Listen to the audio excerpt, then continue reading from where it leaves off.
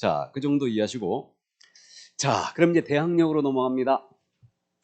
대항력은 원래 이거 임차권이 채권이지 않습니까?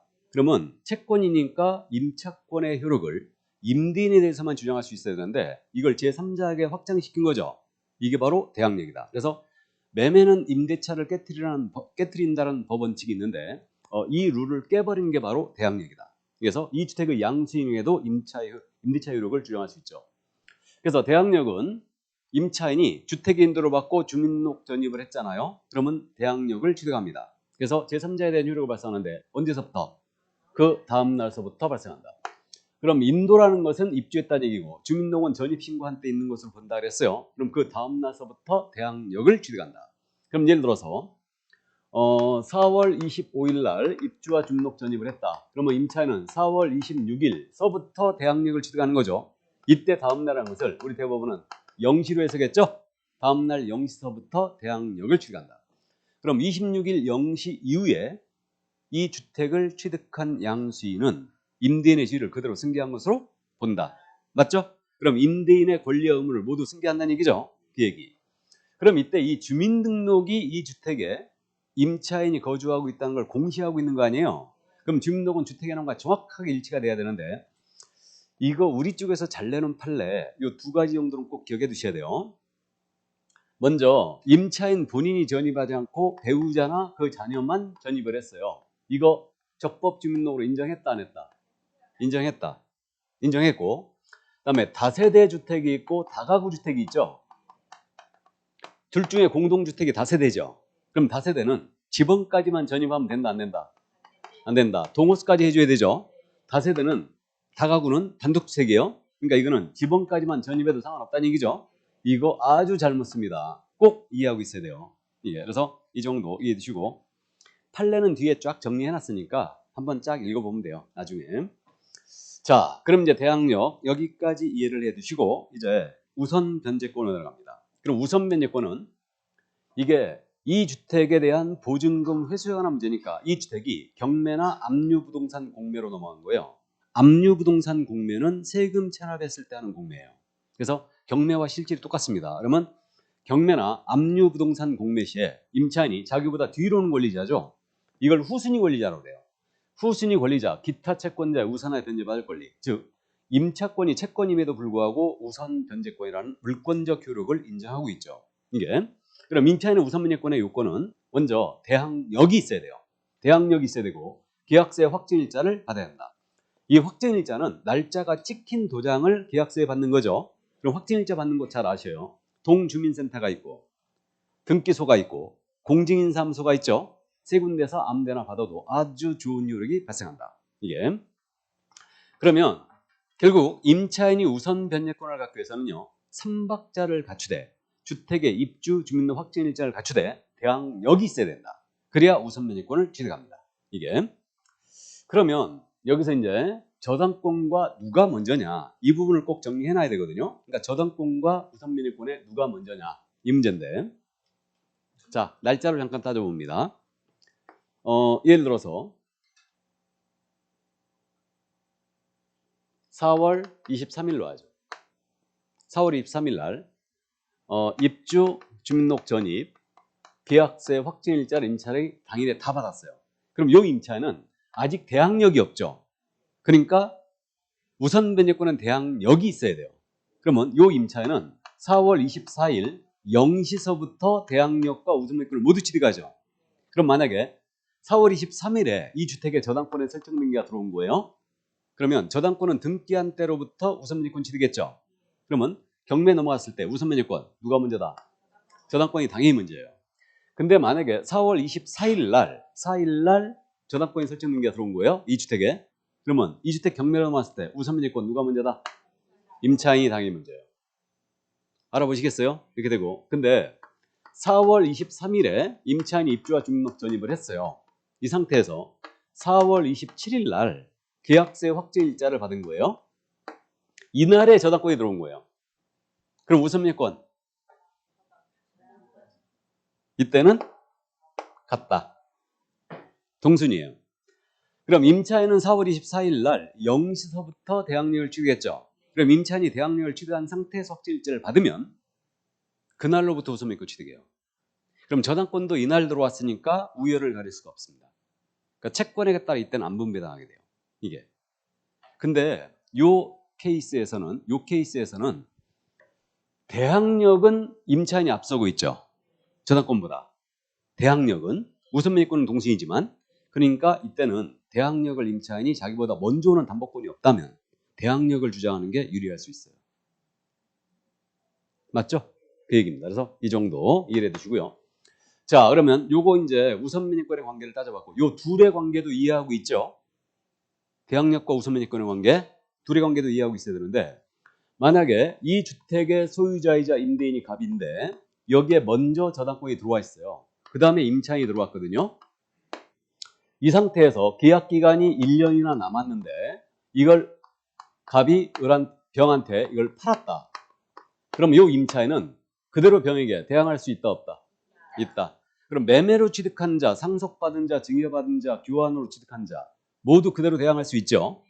선순위 담보권이 있지만 이거는 저당권이 그런 경우는 전혀 영향이 없거든요. 매매로 넘어간 경우. 맞죠? 근데 만약에 병이 이 주택을 경매로 낙찰받았어요.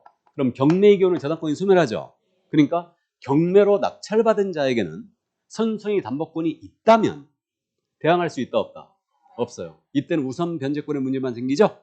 그래서 대항할 수 없고 무조건 나가고 순위에 따른 배당을 받고 퇴거하시는 수밖에 없습니다. 그럼 보증금 전액을 회수 못했다. 그렇다 하더라도 병에게 다시 대항하지 못해요. 대항을 못한다는 얘기는 무조건 나가야 된다는 얘기예요.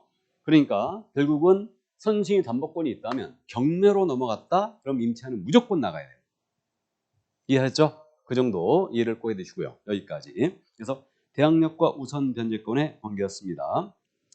자, 그 다음 이제 그 밑에 우선 변제권의 승계란 말 나와 있거든요. 그래서 이제 우선 변제권의 승계에 관한 내용은 금융기관이에요. 임차인의 보증금 만원 채권을 계약으로 양수했잖아요. 그러면 금융기관 등은 양수한 금액의 범위 내에서 이 우선 변제권을 승계하게 된다. 요 규정이 왜 들어왔냐면요. 우선 변제권만 채권자가 별도로 승계할 수 있느냐. 이 점에 대해 우리 대법원은요. 이거 부인했어요. 우선 변제권만 승계하는 거 채권자가 안 된다 했습니다.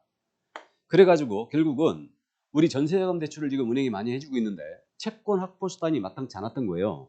그래가지고 금융기관한테만은 승계를 시키겠다는 얘기예요. 그러면 이게 만약 금융기관이 대출을 해주면서 임차인의 보증금 반환 채권을 계약으로 양수받았잖아요. 그럼 금융기관은 직접 우선변제권 행사할 수 있습니다. 이게. 근데 금융기관의 우선변제권은요. 임차인의 우선변제권을 전제로 행사할 수 있어요. 그러면 임차인이 대항력권을 상실했다. 대항력권을 상실했다는 얘기는 이사를 갔다는 얘기죠. 아니면 주민등록 뺐다는 얘기죠. 그럼 대항력권을 상실했거나 임차권 등기가 말소가 돼버렸잖아요. 그럼 행사할 수 없습니다. 이게 되고요. 그 다음에 금융기관이 우선변제권을 승계했지만 임차인을 대위하거나 대리하더라도 이 임대차 계약을 해지할 수 있다 없다? 없다는 얘기예요. 그래서 계약 해지는 당연히 당사자인 임차인이 해야 되겠죠. 그러니까 우선변제권 행사하기 위해서 대리하거나 대위하더라도 임대차 계약 해지할 수는 없다. 이렇게 되고요. 그 다음에 이제 요 금융기관은요.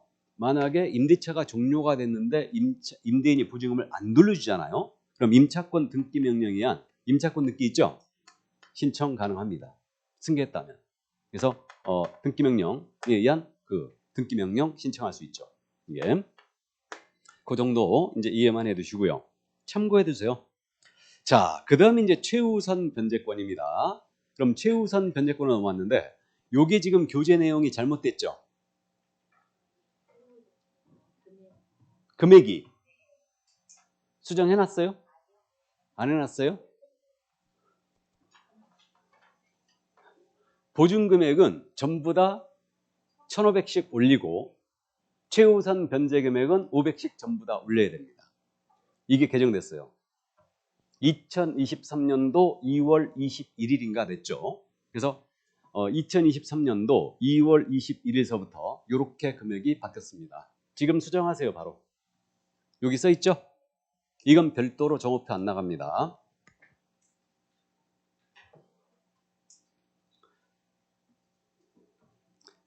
1.65억 원 그러면 되지. 그죠? 1.65억 원.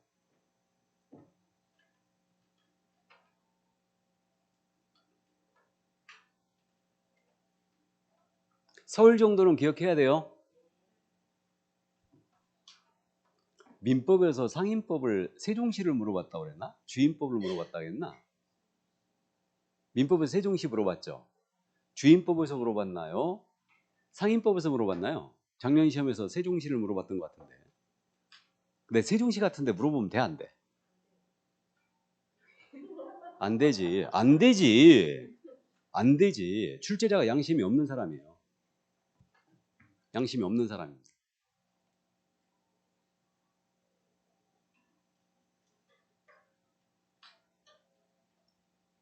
이걸 갖고 막 두음째 따갖고 암기시키는 선생님도 있더라고.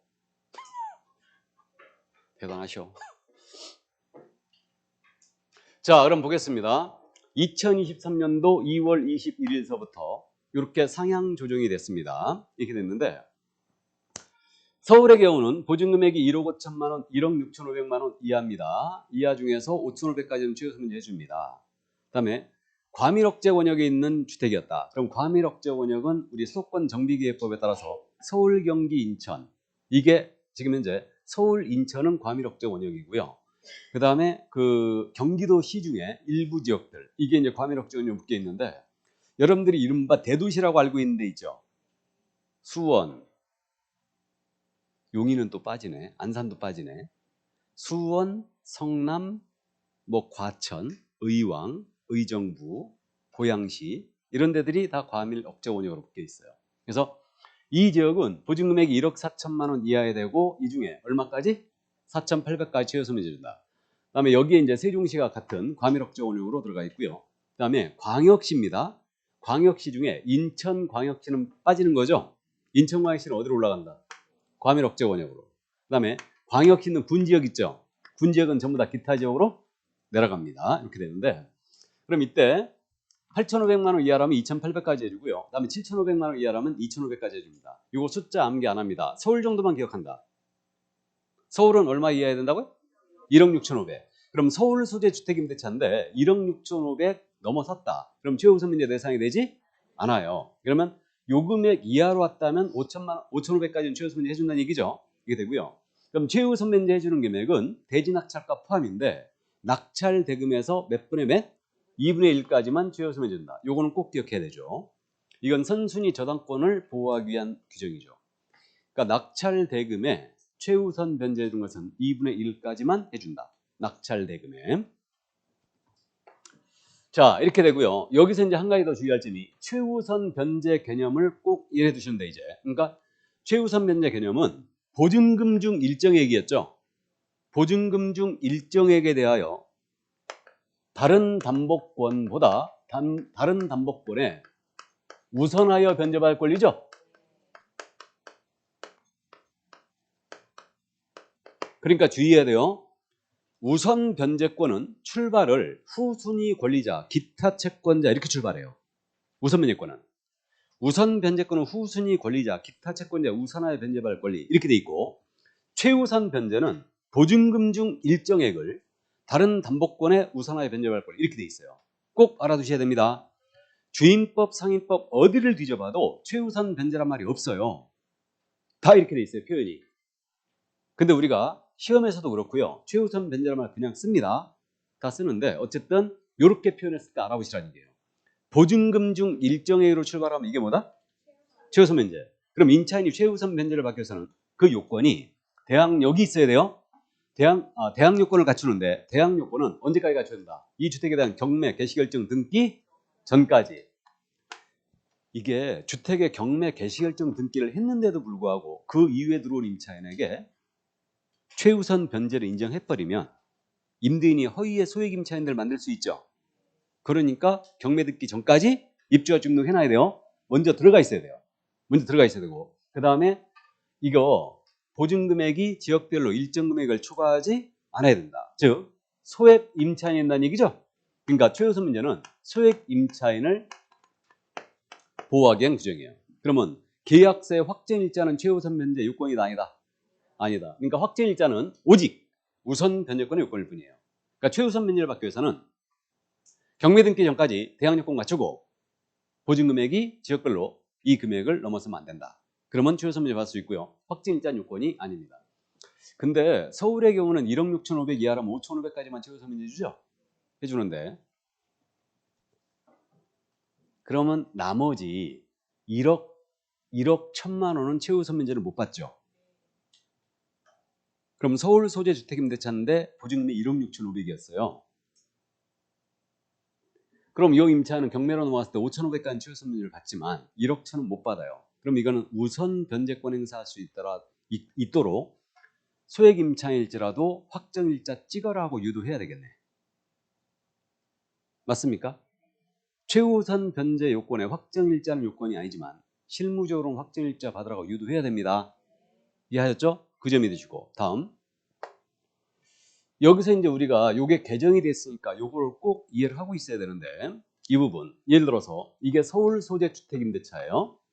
서울에 있는 주택이었는데 여기에 권리관계가 어떻게 되냐면 먼저 저당권이 들어왔어요. 근데 저당권 들어온 날짜는 2021년도 4월 22일이었습니다. 두 번째, 근저당권자가 들어온 날짜는 2023년도 3월 21일이었어요. 그다음 세 번째 임차인이 들어왔는데 이 임차인이 들어온 날짜는 2023년도 4월 21일이었습니다.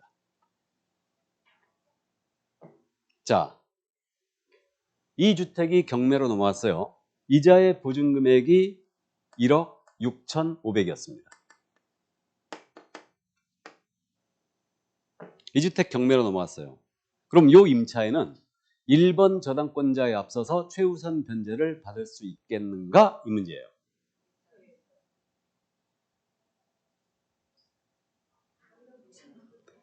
지금 서울의 경우 최우선 변제 금액이 1억 6,500 이하에서 5,500으로 상향된 게 23년도 2월 21일이었죠. 그럼 이전에는 서울의 경우 1억 5천 이하라면은 여러분들 책에 지금 써 있잖아. 얼마? 5천으로 돼 있죠. 이렇게 돼 있어요. 그죠? 그럼 보세요. 저당권자의 신뢰를 한번 따져보세요. 저당권자는 요거 22년으로 하죠. 그냥 22년. 이때 당시에 들어올 당시에 저당권자는 그 신뢰했을 거예요. 나보다 뒤에 들어온 임차인이 만약에 보증금액이 1억 5천 이하라면 나는 경매에서 5천은 양보해야 된다.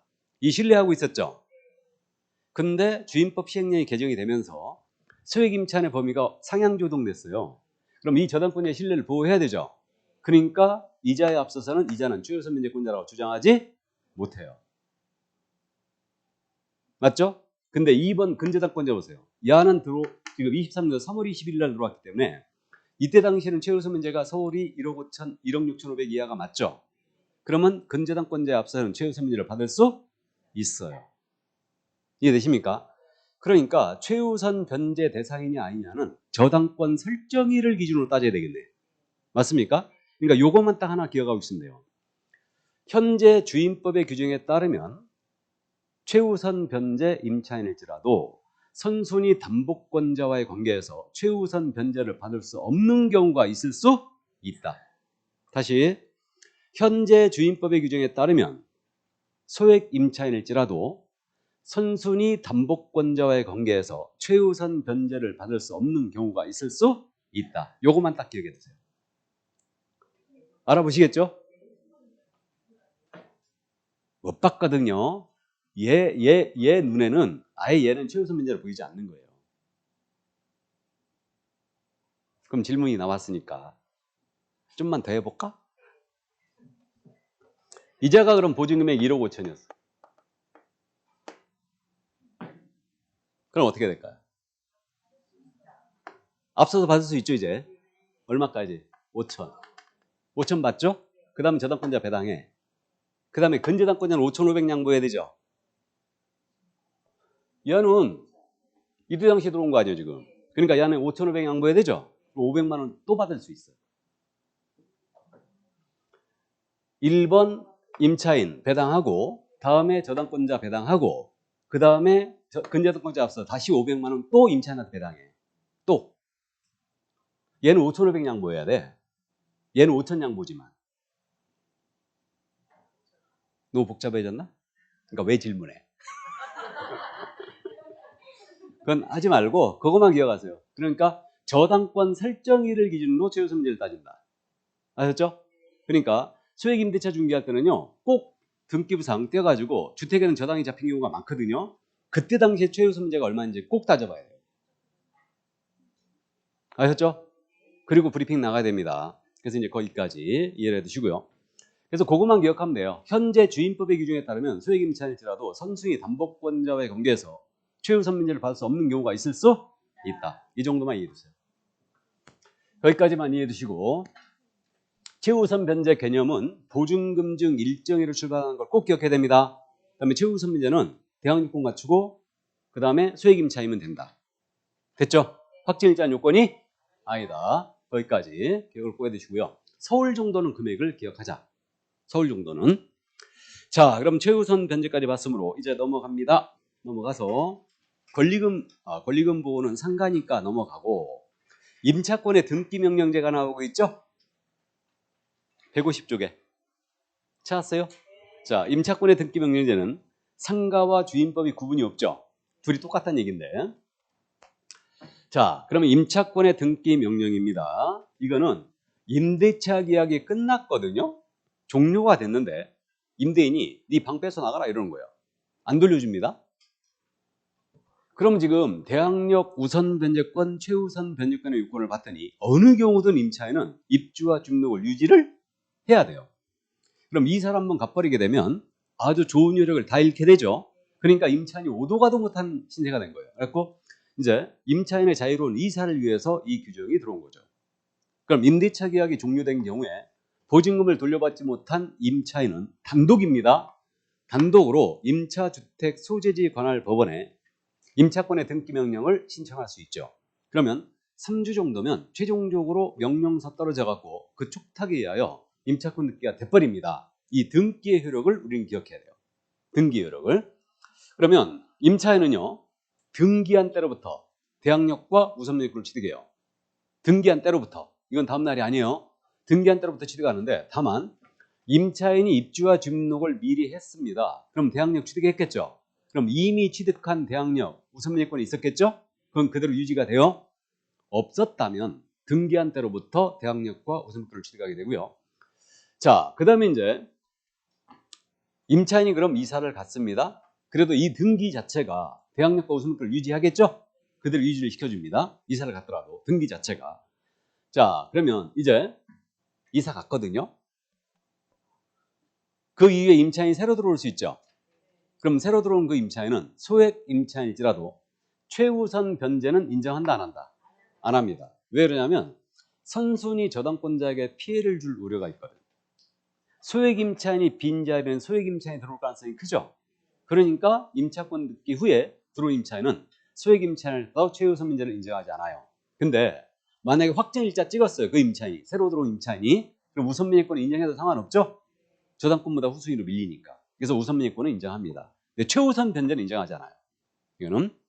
자, 그럼 여기에 비용이 몽땅 들어가더라 이거예요. 여기에 소요된 명령 신청할 때, 그 다음에 등기할 때 비용 다 들어가는데 이 비용은 누구? 임대인에게 청구할 수가 있습니다. 여기까지고. 그러면 이제 마지막, 민법상 임대차의 등기도 동일한 효력이 있음. 거기 그 평가로 3번 등기의 효력 옆에 민법에 의한 합의 등기도 동일 효력이 있음 이래놨죠. 찾았어요? 자, 그럼 우리가 민법에서 임대차를 공부하고 있는데 민법 임대차 편에서 임차인은 반대의 특약이 없는 한 임대인에 대하여 임차권 등기에 협력할 것을 청구할 수 있다 이렇게 돼 있죠. 아직 공부 안 해서 난 모르겠다 하는 눈빛인데 좋습니다. 이게 민법 임대차 편에서요, 임대인과 임차인 서로 합의하여 합의 등기 임차권 등기 할 수 있어요. 그 합의하여 하는 등기를 뭐라 하느냐? 민법상 임대차의 등기라고 해요. 이거는 법원에 명령 신청해갖고 하는 등기죠. 이건 명령 등기라고 그러고 이거는 합의 등기. 그럼 이 합의 등기도 똑같은 효력이 있어요. 그러면 임대인과 임차인 서로 합의하여 임차권 등기 했어요. 그러면 등기한 때로부터 임차인은 대항력과 우선명령권을 취득하죠. 근데 합의 등기는 비용을 누가 부담하는 게 맞아요? 권리자인 임차인이 부담해야지. 이해되셔요? 참고하세요. 나중에 여러분들 어디까지 가야 되냐면 명령 등기의 효력, 합의 등기의 효력. 그게 주택 상가 틀려요. 또 토지 등기도 틀립니다. 다. 나중에 거기까지 이해하고 있어야 돼. 다. 그러니까 임차권 등기 효력이 어떻게 되는지 그 정도. 예전엔 제가 9월달, 10월달 동형모의고사에서 이런 것들 물어봤는데 시험에 안 내더라고요. 그러니까 나는 거기까지 너무 깊이 들어간 거야. 깊이 들어갔는데 어쨌든 이해만 해두세요. 자, 그럼 거기까지 해두시고 임차권 등기 명령제였어요. 그러면 여기서 이제 결론. 임차권 등기했거든요. 명령해야 등기했어요. 그럼에도 불구하고 임대인이 부지금을 안 돌려줍니다. 그럼 이 등기 자체 경매 신청권 있다 없다? 예? 없다. 없다. 임차권 등기는 대항력과 우선명예권을 인정하지만 여전히 그러니까 경매권은 없으므로 채권이에요. 그죠? 경매권은 없습니다. 여전히 그러니까 채권이다. 그러면 이 주택에 대하여 보증금 회수를 위해 경매를 시키기 위해선 결국 소송해야 된다는 얘기죠? 소송을 해야 돼. 그래서 이제 내려갑니다. 경매 등 이 말이 나와 있는데, 자, 보증금 반환 총소송을 제기하는 거예요. 그럼 제기할 때 이게 민사소송법으로 가잖아요. 그럼 기본 수요일이 6개월 이상이 걸려버려요. 그러니까 소액사건 심판법이 있거든요. 이건 민사소송법에 대한 특별 규정인데 단독 판사의 관할 하에 3개월 정도면 소송이 끝나버려요. 소액사건 심판으로 진행하면. 그래서 원래 소액사건은요. 청구가액이 3천만 원 이하인 사건을 얘기하거든요. 근데 보증금 반환 청구송은 보증금액이 30억이 됐다 하더라도 소액사건 심판법에 준용이 됩니다. 그래가지고 3개월 정도면 소송 끝나요. 지급해라 하고 판결 나가버립니다. 이게 그래서 이걸 준용한다는 점 이해해 두시고, 그러면 임차인이 이제 소송해갖고 승소 판결을 받았어요. 그럼에도 불구하고 임대인이 보증금을 안 돌려주는 거예요. 그러면 이 판결에 기초하여 이제 경매 낼 수 있죠. 이때 하는 경매를 강제 경매를 한다, 임의 경매를 한다, 강제 경매를 한다. 판결에 기초한 경매를 뭐라 한다? 강제 경매라고 그래요. 자, 그럼 법원에 가서 이제 경매 신청서 넣는 거예요. 경매 신청서 넣을 때 반대 의무의 이행이나 이행의 제공을 집행 개시의 요건으로 하지 않는다 그랬어요. 그러니까 주택 인도가 필요 없다라는 얘기예요. 그럼 살고 있는 상태에서 주택 경매 들어갈 수 있다는 얘기죠. 이거는 쌍무기에 대한 특별 규정이에요. 자, 잠깐 이해를 돕기 위해서 이게 왜 특별 규정인지 느낌이 딱 오시는 분이 이제 정확하게 이해를 다 하고 있다는 얘기인데, 임대차 계약, 쌍무 계약 맞죠? 쌍무 계약은 채무가 결련되어 있기 때문에 채무의 결련성에서 동시 이행의 항변권과 위험 부담 문제가 생깁니다. 그래서 우리는 채무자 위험 부담주의를 취하고 있죠. 민법이 그런 주의를 취하고 있고요. 그럼 임대차 계약에서 동시 이행에 있다는 것은 보증금의 반환과 주택의 인도, 이게 동시 이행 관계에 있어요. 맞죠? 그러면 경매를 넣는다는 얘기는 임대인이 이행지체에 빠져 있어야 돼요. 맞죠? 그래야 경매 들어갈 수 있죠. 아니 쉽게 그냥 채무 변제 기한이 넘어가야지만 경매 들어갈 수 있죠? 그래야 돼요. 그러면 임대인을 이행지체에 빠뜨리려면 어떻게 되느냐? 주택인도를 먼저 해버려야 되지. 그래야 경매 들어갈 수 있어요. 이게 대원칙이에요. 이게 대원칙입니다. 이게. 근데 뭐라고 그랬어요 지금? 주택인도 없이 경매 들어간다는 얘기죠? 민사집행법에 따른 반대 의무의 이행이나 이행의 제공을 집행개시 요건을 하지 않는다. 주택인도 필요 없다는 얘기예요. 그 얘기입니다. 그럼 전세권, 경매권이 있어요, 없어요? 있죠. 있죠. 구조상, 이용상 독립성 있는 전세권은 경매권이 있습니다. 그러면 전세권에 기하 경매 들어간다. 주택인도 먼저 해야 되게 안 해야 되게? 해야 됩니다. 전세권 설정 등기도 그 설정 계약도 쌍무 계약이죠. 전세권에 기하 경매 들어갈 때는 인도했다는 증명서 들어가야 돼요. 그래야 경매 개시일자 떨어져요. 근데 주임법에 따른 이런 판결이 기초한 경매는 그렇지 않습니다. 뭔만 이해하셨죠? 그러니까 이해해 두시고, 자, 그러면 이제 경매 들어갑니다. 근데 배당금을 수령할 때는 주택인도 해야 돼, 안 해야 돼? 해야 되죠. 경매 넣을 때는 필요 없는데 배당금을 수령할 때는 인도해야 됩니다. 그래서 그 정도 이해하시고, 그 다음에 이제 임차권은 임차주택에 대한 경매 시에 경락에 의하여 소멸합니다. 그러니까 임차권은 경락이 됐어요. 그럼 소멸합니다. 단 보증금 전액이 변제되지 않으면 대항력이 있는 임차권은 소멸하지 않습니다. 대항력이 있다면 소멸한다, 안 한다? 안 한다. 그렇게만 기억하면 돼요. 대항력이 있다면 소멸하지 않는다. 됐지요? 여기까지. 자, 그럼 여기까지 했으므로 조금 쉬었다 할까요? 네.